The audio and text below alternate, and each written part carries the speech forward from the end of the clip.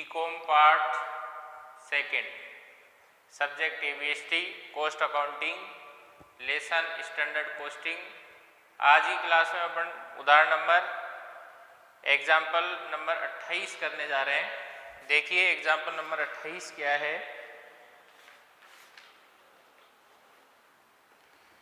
Modern tiles limited 6x6, ऊपर 2 coma लगा हुआ है 6 के ऊपर, इसका मतलब है इंच, यानी 6 इंच बाई 6 इंच, 6 इंची तो चौड़ाई और 6 इंची ऊंचाई गुणा 1/8 इंच, यानी 1/8 इंच उसकी मोटाई है। जो टाइल है उसकी टाइल की मोटाई 1/8 इंच है और 6 पीटी तो वो टाइल की चौड़ाई है और 6 इंच चौड़ाई और 6 इंची लंबाई। फीट में नहीं है, इंच में, ठीक है। प्रमाप की प्लास्टिक टाइल्स बनाती है। निम्नलिखित सूचनाओं से सामग्री विचरण ज्ञात कीजिए एवं अपने उत्तर का मिलान कीजिए। 1/8 इंच मोटाई की 20,000 वर्ग फीट टाइल्स बनाने की प्रमाप लागत निम्न प्रकार से है।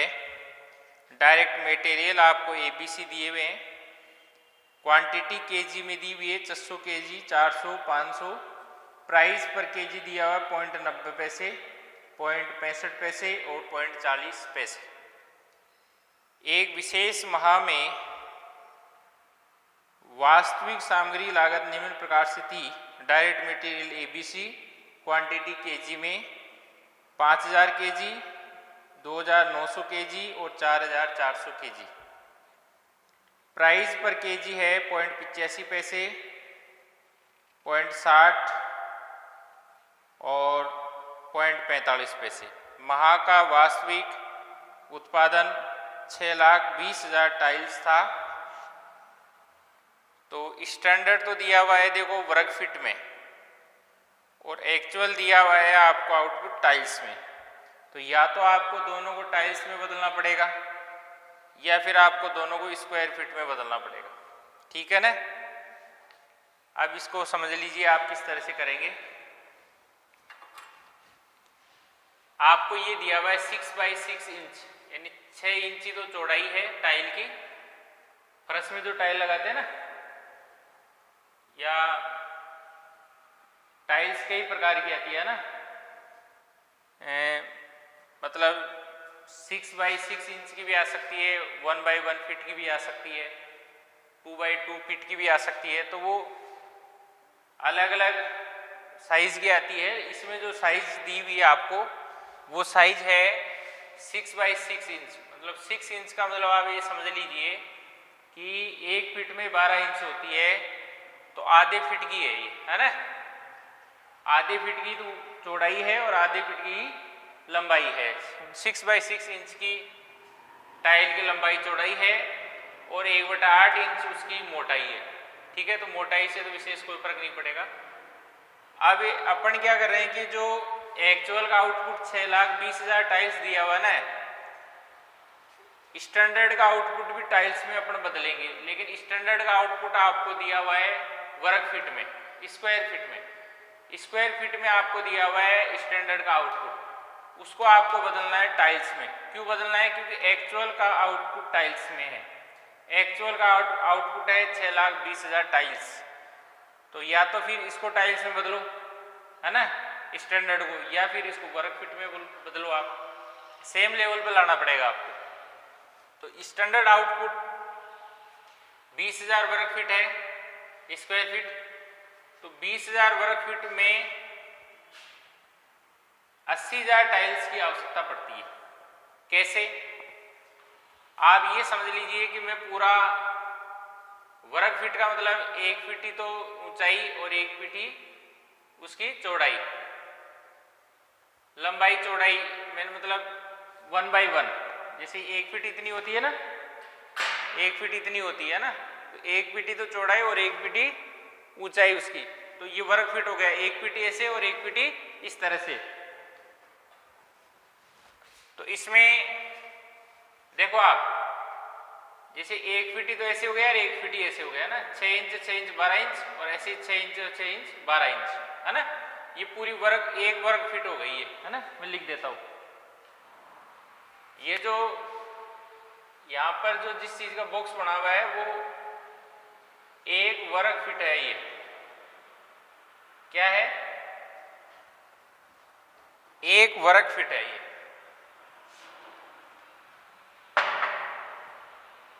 1 वर्ग फीट, ये जो बॉक्स बना हुआ है वो 1 वर्ग फीट का है। किस तरह से देखिए कि 1 वर्ग फीट में आप जानते हो कि 12 इंच होती है 1 फीट में, है ना। तो 6 इंच और 6 इंच 12 इंच हो गए ना चौड़ाई में, और देखो ऊंचाई में या लंबाई में भी देखो 6 इंच और 6 इंच 12 इंच हो गई, है ना। मतलब 1 फीट ही तो ऐसे हो गया और 1 फीट ही इस तरह से हो गया। अब देखो भाई 6 बाई 6 इंच यानी एक टाइल तो यहाँ लग जाएगी, 6 बाई 6 की एक टाइल यहाँ लग जाएगी और 6 बाई 6 की एक टाइल यहाँ लग जाएगी और 6 बाई 6 की एक टाइल यहाँ लग जाएगी। ऐसे 1 वर्ग फीट में कितनी टाइल्स लगेगी? 4 टाइल्स। 1 वर्ग फीट में कितनी टाइल्स लगेगी? 4 टाइल्स। 4 टाइल्स लग जाएगी, है ना।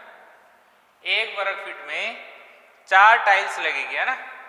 6 बाई 6 इंच की यहाँ लग जाएगी, 6 बाई 6 इंच की यहाँ लग गई, 6 बाई 6 इंच की यहाँ और 6 बाई 6 इंच की यहाँ। 1 2 3 4, मतलब 1 वर्ग फीट में 4 टाइल्स काम में आएगी। तो ये मैंने इस साइड भी लिख रखा है, वर्ग 1 वर्ग फीट में 4 टाइल्स की आवश्यकता पड़ेगी, है ना। अब आगे देखिए आप नेक्स्ट। तो 20,000 वर्ग फीट में कितनी टाइल्स की आवश्यकता पड़ेगी? तो 1 वर्ग फीट में 4 टाइल्स की जरूरत पड़ेगी। तो 20,000 वर्ग फीट में 20,000 गुणा 4 80,000 टाइल्स की आवश्यकता पड़ेगी, ठीक है ना। ये तो आपके समझ में आ गया। तो यहां पर ही 80,000 टाइल्स आ गई। 20,000 वर्ग फीट को चेंज करके और 80,000 टाइल्स में इसको कन्वर्ट कर दिया और 6,20,000 पहले से टाइल्स है। ये टाइल्स हो गई, ये भी टाइल्स हो गई। यहाँ 20,000 वर्ग फीट था, उसको अपन ने टाइल्स में कन्वर्ट किया तो 20,000 गुणा 4 80,000 टाइल्स हो गई, है ना। 1 वर्ग फीट में 4 टाइल काम में लेंगे। 6 बाई 6 इंच की, है ना। मोटाई 1/8 इंच है। मोटाई कितनी भी कम ज्यादा उससे फर्क नहीं पड़ेगा ना, चौड़ाई और लंबाई से फर्क पड़ेगा। जैसे मान लीजिए 1 बाई 1 इंच की होती है ना, तो सॉरी 1 बाई 1 फीट की होती तो 1 वर्ग फीट में एक ही टाइल्स में काम चल जाता। समझ गए ना। आगे चलो नेक्स्ट। अब मेटीरियल लिख देंगे एबीसी। स्टैंडर्ड में standard quantity, standard price, actual में standard actual quantity, actual price. ये आपको बुक में क्वेश्चन में दिए हुए हैं। 600 केजी, 400 केजी, 500 केजी, 0.90, 0.65, 0.40 ये प्राइस है। एक्चुअल क्वांटिटी 5,000, 2,900 और 4,400। एक्चुअल प्राइस है 0.85 पैसे, 0.60 पैसे और 0.45 पैसे। 600 प्लस 400 प्लस 500 1,500 इनपुट, इसका टोटल करने की जरूरत नहीं है। 5,000 प्लस 2,900 प्लस 4,400 12,300, इसके टोटल की जरूरत नहीं है। अब आउटपुट अपना आ गया इसका तो 80,000 टाइल्स और इसका 6,20,000 टाइल्स ये क्वेश्चन में दिया हुआ है। ये 20,000 वर्ग फीट था, उसको अपन ने चेंज करके टाइल्स में कन्वर्ट कर लिया 80,000 टाइल्स। इसका डिफरेंस जो भी है ऐड प्रॉफिट के रूप में लिख दिया। कुल मिलाकर टेबल की पूर्ति करनी है। बाकी ये कहीं पर भी ये प्रॉफिट आए चाहे लॉस आए, ये कहीं पर भी अपने किसी भी कैलकुलेशन में कहीं पर भी काम में नहीं आएगा। अपने काम में इनपुट और आउटपुट डेटा काम में आएंगे या फिर ये आएंगे। ये प्रॉफिट या लॉस वाला नहीं आता, ये केवल टेबल की पूर्ति के लिए लिखा जाता है ओनली, ठीक है ना। अब कैलकुलेशन ऑफ RSQ, तो RSQ आपको पता है इनपुट से निकलता है ना। तो देखो 600 बटा 1500 गुणा 12,300, यह आपका आ गया 4,920। फिर 400 बटा 1500 गुणा 12,300, यह आपके आ गया 3,280। सी का देखो 500 बटा 1500 गुणा 12,300, यह आपके आ गया 4,100। यह RSQ अपना आ गया। अब calculation of SQ, standard quantity, तो देखो ए का, बी का, सी का किस तरह से करेंगे। स्टैंडर्ड क्वांटिटी आउटपुट से कैलकुलेट होता है ना। स्टैंडर्ड क्वांटिटी किससे कैलकुलेट होता है, आउटपुट से। तो देखिए 600 बटा 80,000 गुणा 6,20,000, ये आपका आ गया 4,650 स्टैंडर्ड क्वांटिटी ए की। बी का देखो 400 बटा 80,000 गुणा 6,20,000, ये आपका आ गया 3,100, ठीक है, बी की स्टैंडर्ड क्वांटिटी। अब सी का देखिए 500 बटा 80,000 गुणा 6,20,000, ये आपका आ गया 3,875, ठीक है, स्टैंडर्ड क्वांटिटी। अब एक वेरिएंस में आपको कैलकुलेट करके बता देता हूँ, बाकी की वेरिएंस आप आराम से सूत्र रखिए और उसमें वैल्यू रखनी है, अपने आप सही कैलकुलेशन करोगे तो बिल्कुल सही उत्तर आ जाएंगे। बस ये टेबल अपनी जो बनी हुई है बिल्कुल सही बननी चाहिए, है ना, सूत्र सही होना चाहिए, कैलकुलेशन सही होनी चाहिए, है ना। और कई स्टूडेंट तो क्या है कि यहाँ पर ही 20,000 वर्ग फीट लिख देंगे ना, फिर पूरा क्वेश्चन गलत हो जाएगा, क्योंकि ये टाइल्स है, ये वर्ग फीट है, या तो फिर इसको वर्ग फीट में कन्वर्ट करो आप। ये वर्ग फीट में कन्वर्ट कैसे होगा, जैसे एक वर्ग फीट में 4 टाइल्स काम में आ रही है तो फिर 4 का भाग देना पड़ेगा, वर्ग फीट में कन्वर्ट हो जाएगा ये। और वर्ग फीट को आपको टाइल्स में कन्वर्ट करना है तो एक वर्ग फीट में 4 टाइल्स काम में आ रही है, तो वर्ग फीट को आप 4 से गुणा कर दीजिए, है ना, तो 20,000 गुणा 4 80,000 टाइल्स आ जाएगी। तो दोनों टाइल्स में हो या दोनों वर्ग फीट में हो, लेवल सेम होना चाहिए। यदि आप टाइल्स को वर्ग फीट में कन्वर्ट करना चाहे तो 4 का भाग दे दो इसके अकॉर्डिंग, है ना, 6 बाई 6 इंच की है ना टाइल्स, इस वजह से। मटेरियल कॉस्ट वेरिएंस का सूत्र है स्टैंडर्ड क्वांटिटी गुणा standard price minus actual quantity गुणा एक्चुअल प्राइस, है ना। ए का देखो स्टैंडर्ड क्वांटिटी, स्टैंडर्ड क्वांटिटी ये वाली नहीं लेनी आपको, स्टैंडर्ड क्वांटिटी जो अपने नई कैलकुलेट की है ना वो लेंगे। तो ए की कितनी है 4,650, 4,650। स्टैंडर्ड प्राइस देखो आप 0.90 पैसे माइनस एक्चुअल क्वांटिटी गुणा एक्चुअल प्राइस 5,000 गुणा 85, 0.85 है ना। तो 4,650 गुणा 0.90 4185 और माइनस 5,000 गुणा 0.85 हो जाएंगे 4,250। अब 4,185 में से 4,250 घटाएंगे तो माइनस में आ जाएगा 65 ए एडवर्स, ठीक है, माइनस में आता है इसलिए एडवर्स लिखेंगे।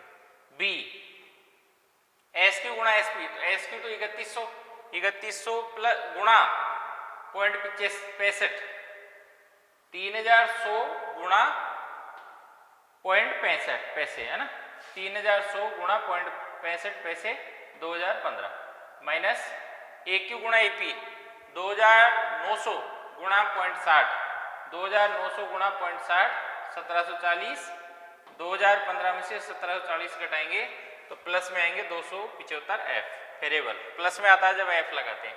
अब आ जाइए सी का एस क्यू गुणा एस पी, तो एस क्यू तो है देखो सी का 3,875 गुणा 0.40, 3,875 गुणा 0.40 1,550 माइनस ए क्यू गुणा ए पी, ए क्यू गुणा ए पी 4,400 गुणा 0.45, 4,400 गुणा 0.45, ये आ गया आपके 1,980। तो 1,550 में से 1,980 अपन लेस करेंगे तो 430 एडवर्स यानी ए आ गया।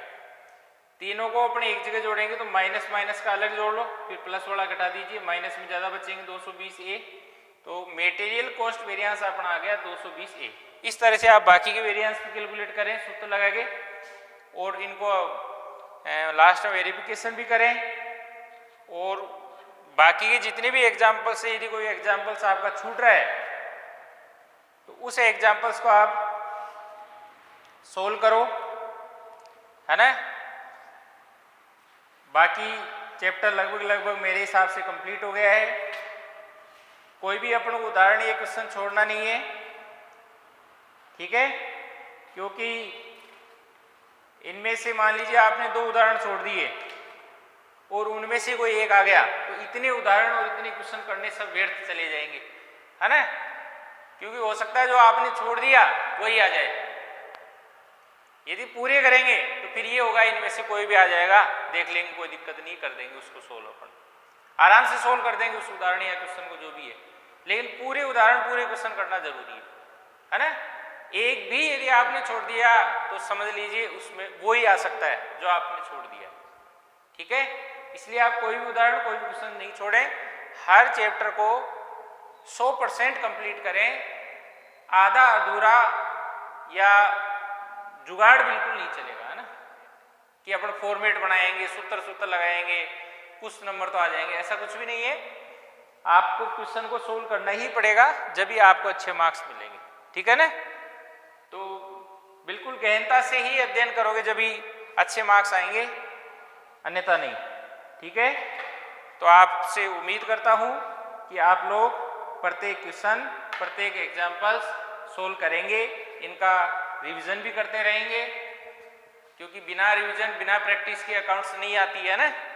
तो आप थोड़ा सा इसकी प्रैक्टिस में रखें और इनको कम से कम एक बार दोबारा से भी आप कर लें, है ना, ठीक है।